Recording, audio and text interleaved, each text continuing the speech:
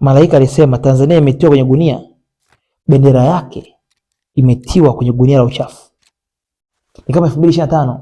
Unajua gunia ni kama sio kitu safi sana. Kuna kiongozi mkubwa wa dini atauawa kwa kupigwa risasi. Viongozi wa kanisa wawe makini, waishi kama dhahabu, kuepuka adhabu inayokuja. Kwa hiyo Mungu aliniambia naona Tanzania lakini kitiwa kwenye gunia la uchafu.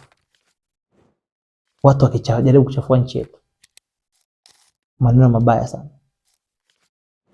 Lakini unajua gunia kitu kikitoka kwenye gunia haki hakina maamuzi.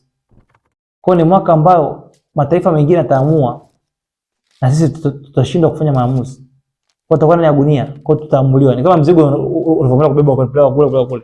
Kwa tuombe sana maamuzi sahihi ya viongozi yasije kapeleka nchi ikaingia mahali pa gunia, kuomboleza na kuwa katika wakati mgumu sana.